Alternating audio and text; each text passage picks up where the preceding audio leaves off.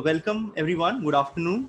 Welcome to the 35th edition of Coffee with Ashish. And today we've got a very special guest with us, Karvat from Travel Tag Cover More Insurance. But before we get into conversation with Dave, and we were chatting about it before this conversation, Ashish as well, right? That travel insurance in itself is a very interesting category, hugely underpenetrated in the overall ecosystem, especially in the Indian market.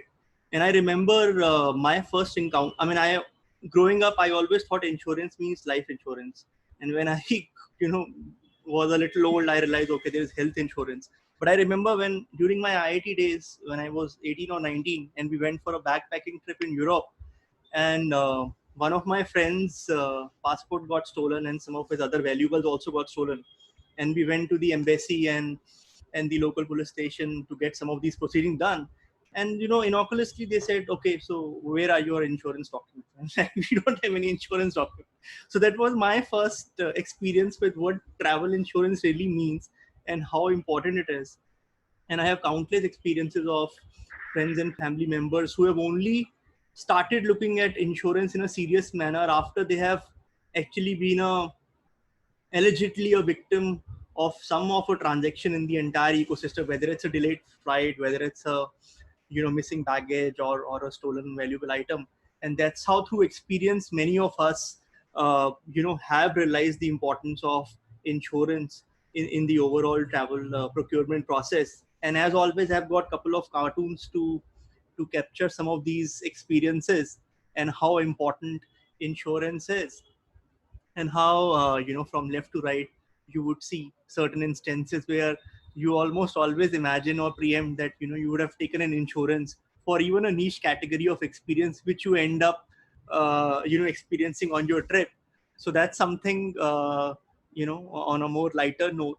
But I mean, on a serious note, as we were talking about, that over last decade or so, a lot of technology companies have also started to, and that's one of the reasons, in fact, in terms of why it is underpenetrated, because many times just close to the travel it was seen as a tick in the box, and many people and many travel agents didn't have underlying technology to distribute it at scale and in a hassle free manner. There was supposedly a lot of documentation, and it was a very cumbersome process. And over the last decade or so, there have been few companies which have entered into this space, and they have made it a single API which can be integrated into the overall booking engine, and made the distribution and redistribution of travel insurance very seamless. And one of those companies who have been pioneers in streamlining insurance as a business online is Travel Tag, which was founded by our distinguished guest today, Dave Karvat. And he's an inspirational, a young visionary leader.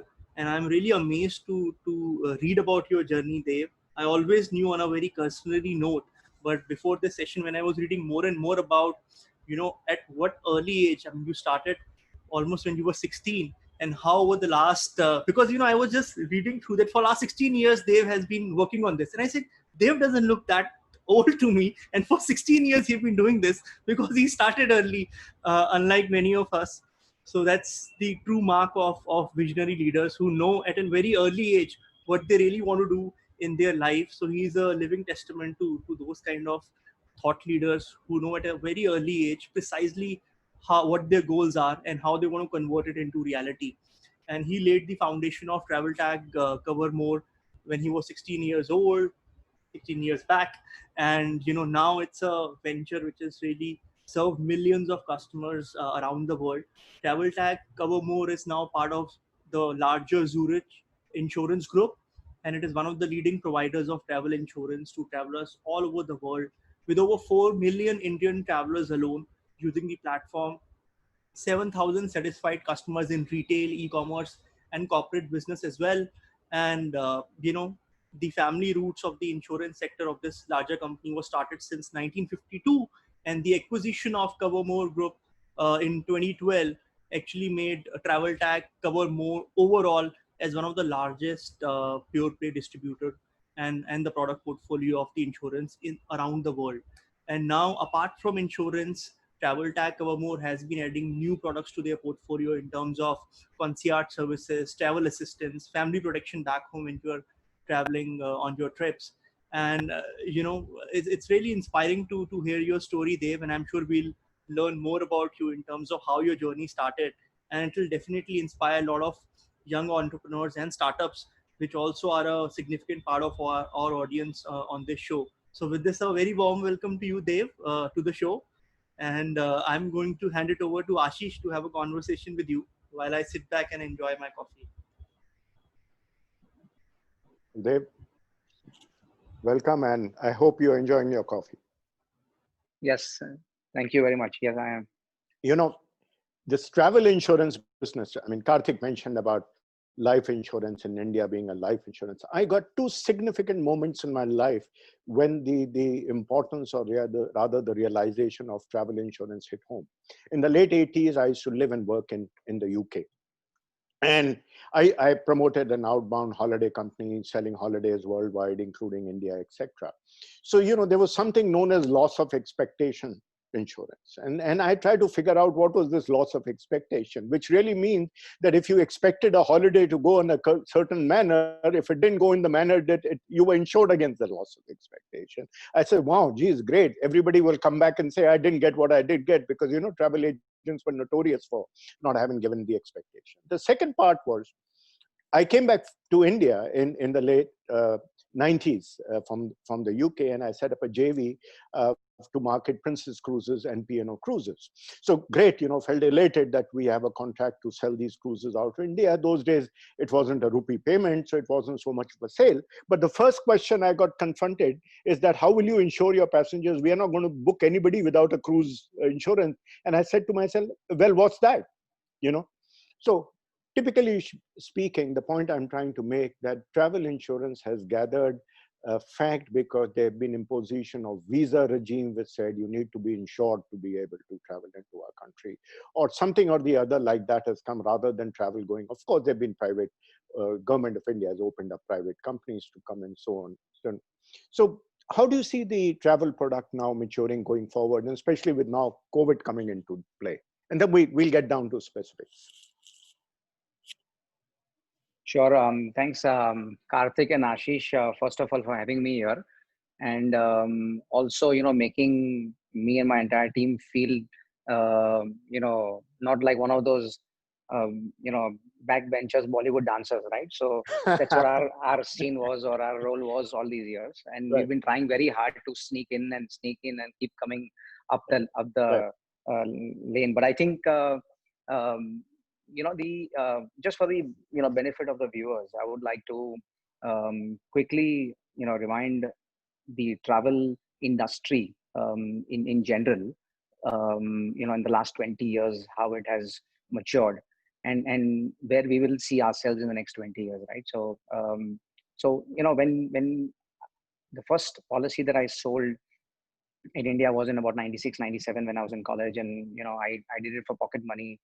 And in those days, there were only government-owned insurance companies, and they would take about 2 days to give one policy.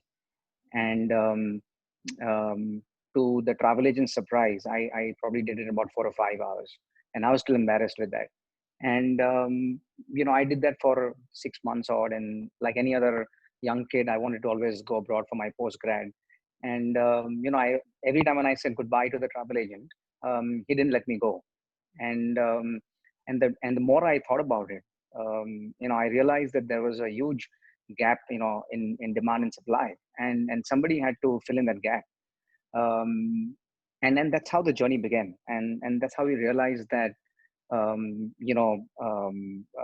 the gap was so large, and just from a service point of view, it was not even a product, it was not even on any other front. Just the service itself was so different, and to get that, so what we did is we right from hiring pizza delivery boys to deliver policies in less than 60 minutes, and things like that. Markets really started taking off in 2001, when the global large insurers came to India, and they opened up the gates for doing transactions easily. They went out to every travel agent, started offering them online web services where they could issue the policy from their own and from their own office. So that whole reinvention of the model that we had done was completely out of the window, and we needed to sort of rethink and rework on how we're going to add value. um, and I think from 2001 to 2010, to our surprise, what actually happened is the large insurers who came in, um, initially they just brought in the technology, they brought in few tweaks in the product, but then they left it there, right? There was no great innovation, customer satisfaction, etc. was not there. And there were two reasons for it, primarily. So one reason was that as they entered, they were small in size, and their focus was on travel. But as a general insurer, when they started growing their overall book, and they started becoming large general insurance company, uh, travel insurance somewhere took a back seat, because our overall market was not very large, and so they just focused on whatever they had to do. Post that, um, you know what we started doing is, apart from the product, etc., I think the focus was on how we can be more compassionate towards the travelers. I think that's the key. And how we can move beyond the silver, gold, platinum plan, how we can actually give a choice to a customer of what he wants to buy, and rather than giving him a fixed product. Mm. We moved away from the whole concept of people asking questions that, will I get a cashless or not when I'm traveling abroad, right? I think that was very obvious by 2005 6, where in our minds cashless was very obvious. Mm. So I think we moved a little beyond that and said, because globally people were asking different questions. People are asking questions of, who's my assistance provider? So if something goes wrong, they're not really concerned about who's the underwriter, who's the insurance company, what plan have they chosen. I think the bigger concern is, who's going to really help me when there is a problem? Who is going to evacuate me? Who's going to take me to the right doctor? Who's going to see whether my line of treatment is right or wrong? And those kind of questions, right? And I think slowly we moved, the travel agent's thought process as well as the customer's thought process, in those lines, and that's where the markets started to mature. um, and in 2010 11 was the period when we had covered the length and breadth of the country, and we said, now for us to move to the next level, we need to get a partner who can actually help us build the market and not just the market share. So after a couple of months of search, we got Covermore, who was based in Australia, and they were pretty much similar to what we were doing, catering to travel agents across the country. And they, again, Australia being a market very similar to India, where the itineraries are very complex, so they rely on a travel agent for most of the things, and they don't go online because it's not point to point. So keeping all these things in mind, we got into a partnership with Covermore. They entered India, and most people would think that what they would bring with them is technology, processes, products, and all of that, which was true. That did happen, but I think there were two eye openers which we had never thought about. One was, there was a question asked to us that, if somebody is traveling from India and going to the US, and also somebody going from Australia to the US, and in case if both happen to fall sick, they are pretty much going to access the same healthcare, and the costs are going to be similar.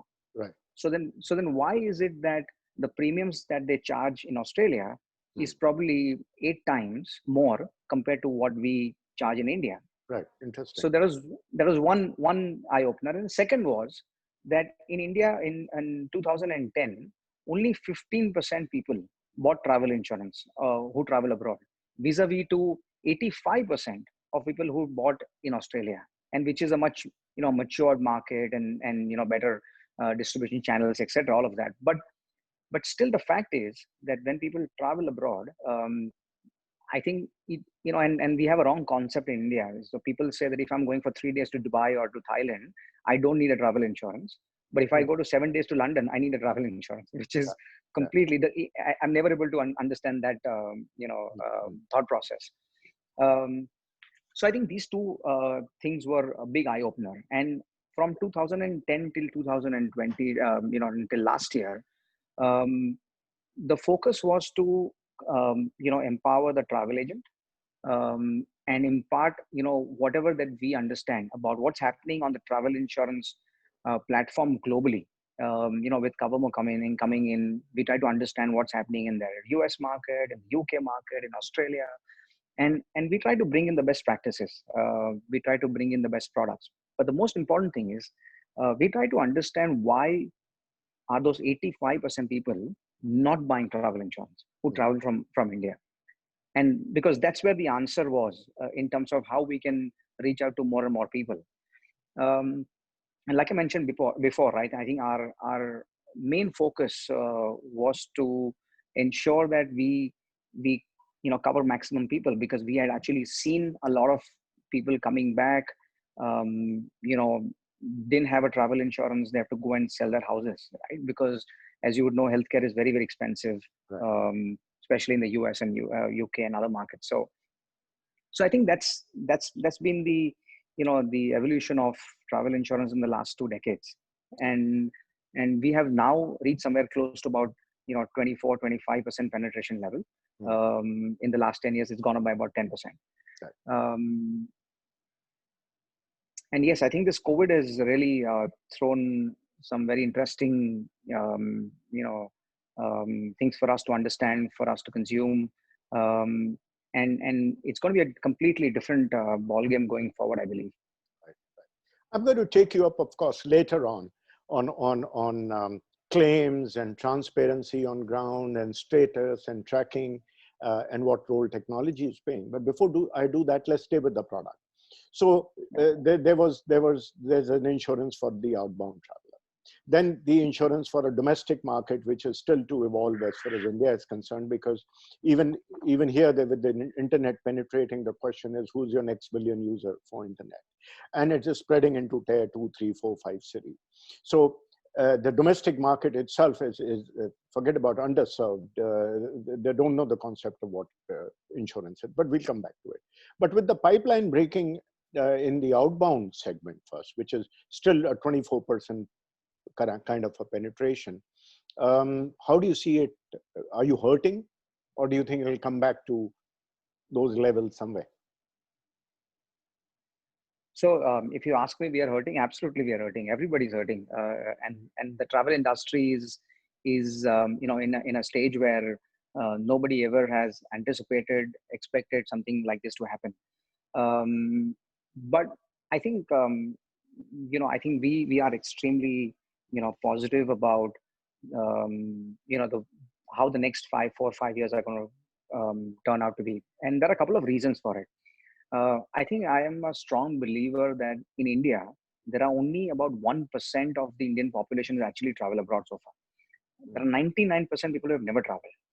And the more people that I meet, the more people, whether it's in our office, whether it's friends, whether it's, wherever you go, I think everybody now has an aspiration to go out of the country.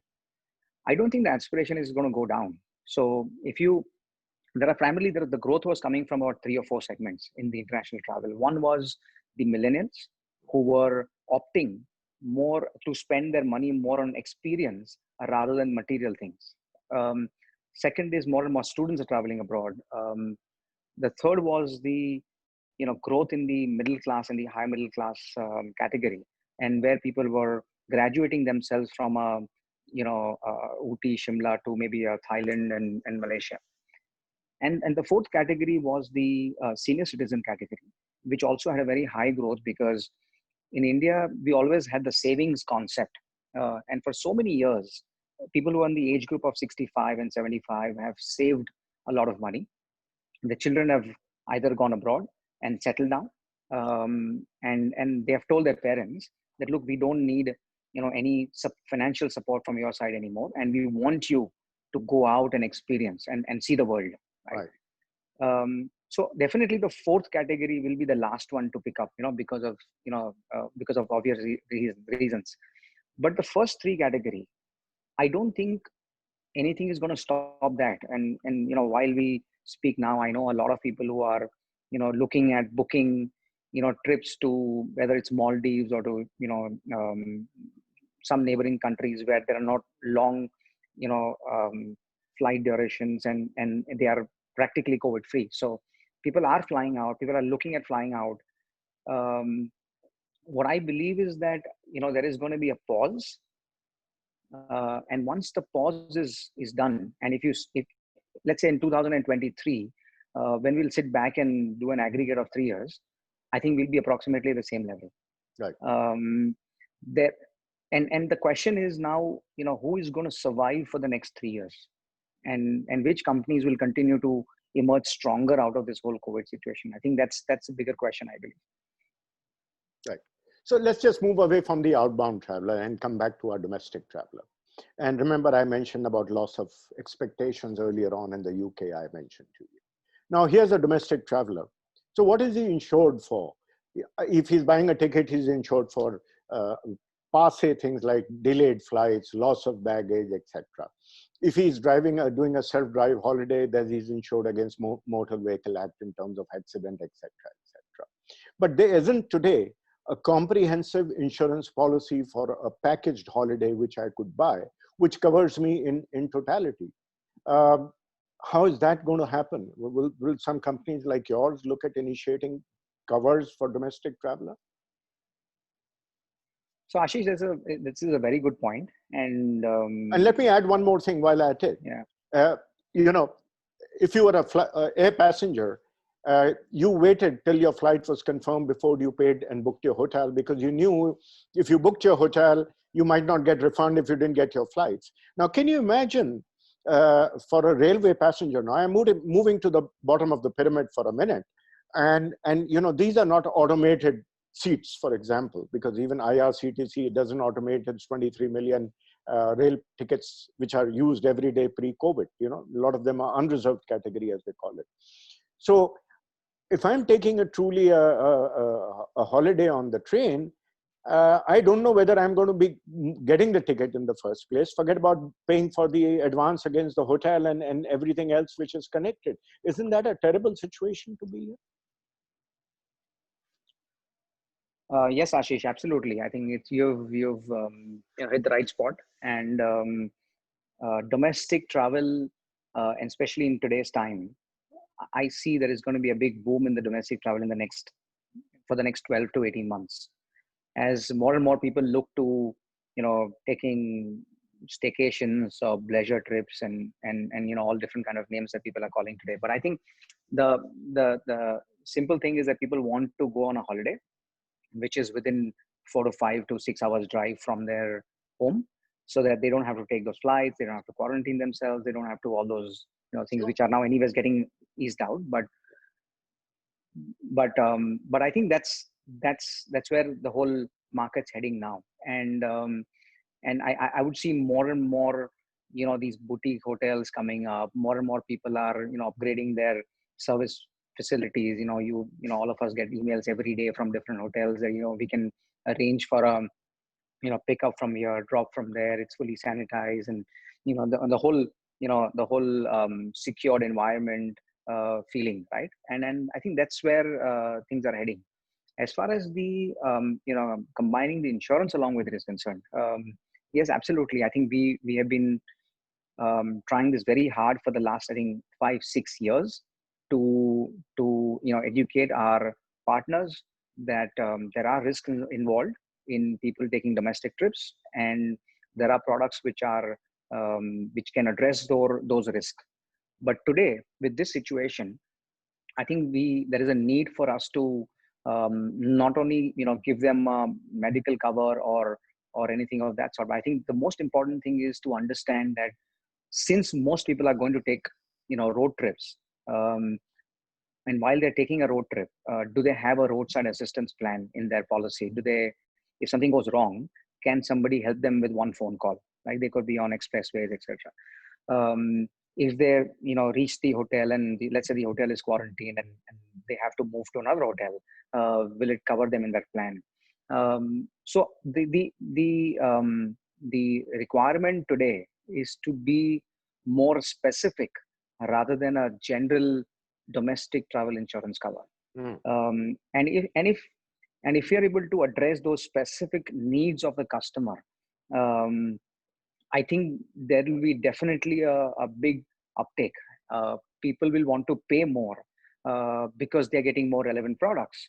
The distribution channels will want to push more because they understand that this is matching. This is also to a large extent de-risking themselves. So the key is again getting the relevant product, I believe. Right. So I take it, and I hope so, that companies like yours would be talking to your underwriters and partners to start designing covers for the Indian domestic market going forward. While I request that, let's go back to technology for one. And we know today what's happened to internet penetration. But I've always found a great opaqueness in insurance segment. It's been a pure play transaction. You buy a policy online, period, and you don't know after that. Like you yourself said, that who's fulfilling on the ground, what is the status of your claim, how far have you reached? Should I, there's always that fear factor. When do I see that at the point of booking actually becomes a point of experience, where not only can I book the insurance, I can get all the details online, and I know what's the status tracker, just like a visa tracker, what's the status now, and so on and so forth. Do you see that happening? So, we are already in some of the markets, more matured markets. We already sell products which are, capable of actually compensating the customer live.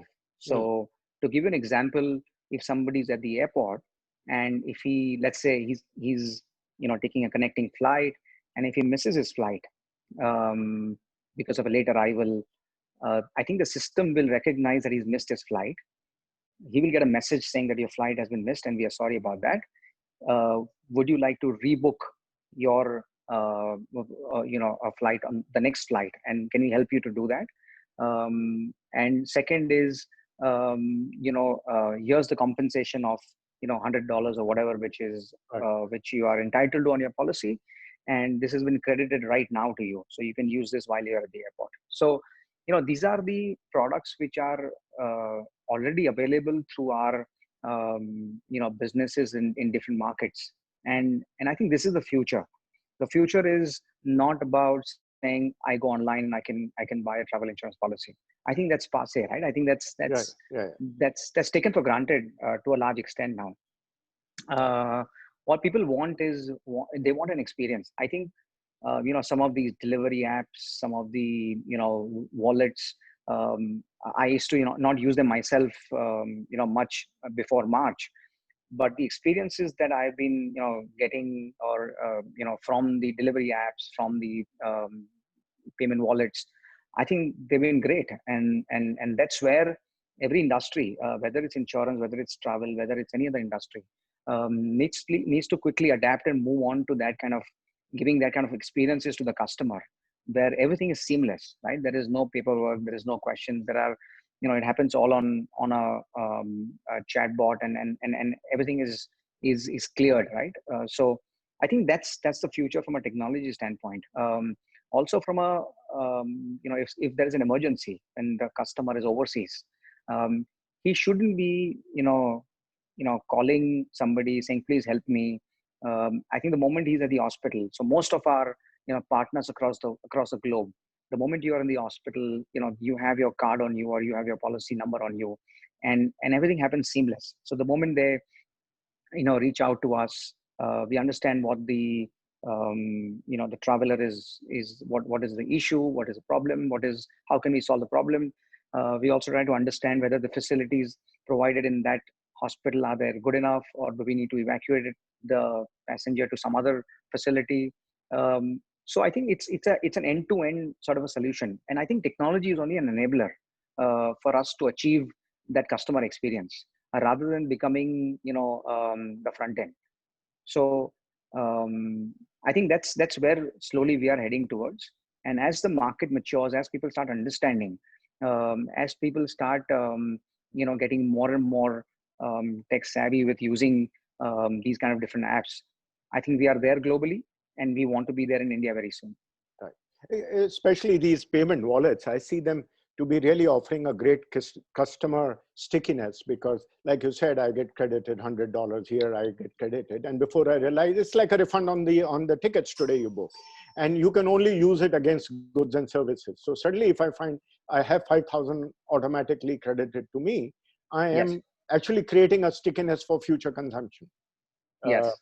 so I think that's a great way for all vendors around you who come into the scheme to be able to create a collective pipeline, be it a car, be it a hotel, be it an airline, be it whatever as a product base. and Uh, and and Ashish, also to add, to what he just said, what's happened in the last decade again is, as you keep adding these experiences onto your product, um, people are willing to pay you more. So yeah, what we were charging in 2010 and what we charge today, I think gradually we've moved up, but the customers realize the value of it, and customer wants it more.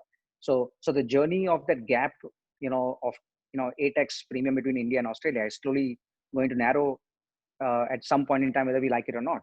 mm. So, but lastly, do you see the market crowding up I think for insurance? as long as there is,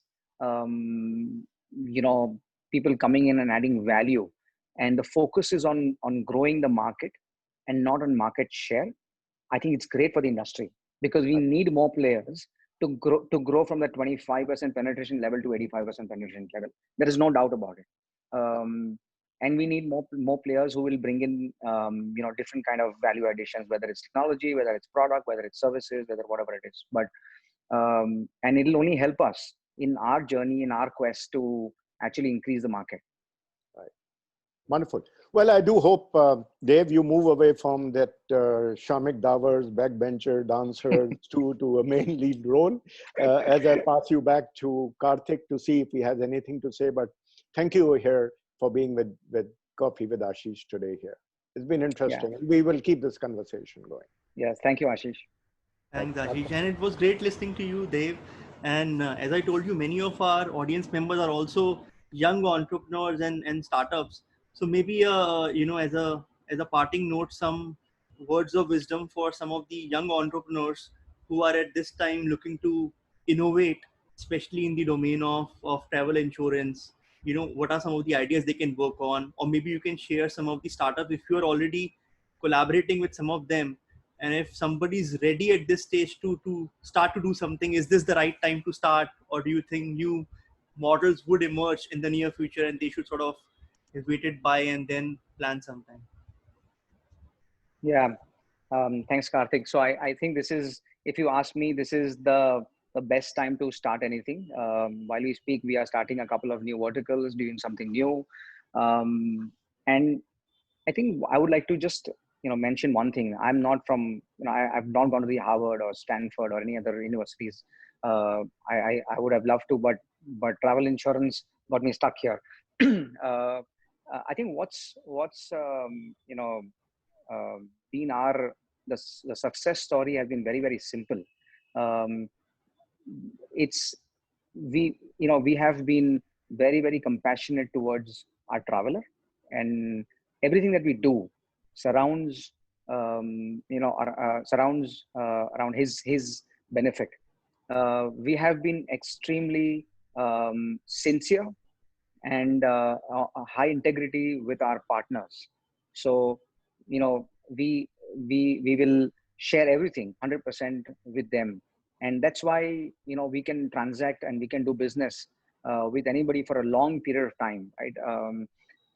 And we have continued to do the same with our people internally as well. So our attrition rate for our business and our employees has been less than 1% over the last 20 years. Wow. So people, it's like a family here. So we treat, whether it's our team members, whether it's our customer, our partner, um, it's like a family. So if somebody is sick somewhere in some part of the world, um, our entire team believes that it's one of our family member who's sick there. And what would have we done if it was my father or my mother or my grandfather? And I think we do exactly the same thing for the customer. And I think that changes everything, because at the end of it, it's our business is about compassion. Um, and there is no substitute for hard work, right? So a lot of people say that, okay, travel tag Covermore as a business has grown. uh, we before the lockdown we would cater to about almost 15,000 people every day, but that journey or that number has come only brick by brick. We have not done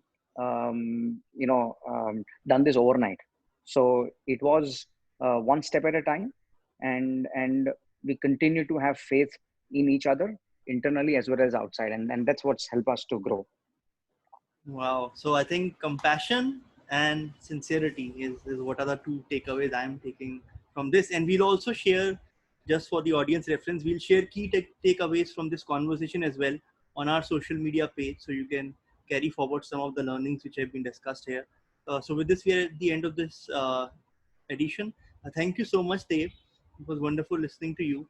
And I'm sure we have all uh, taken away some key learnings from this conversation. And thanks, Ashish, as always.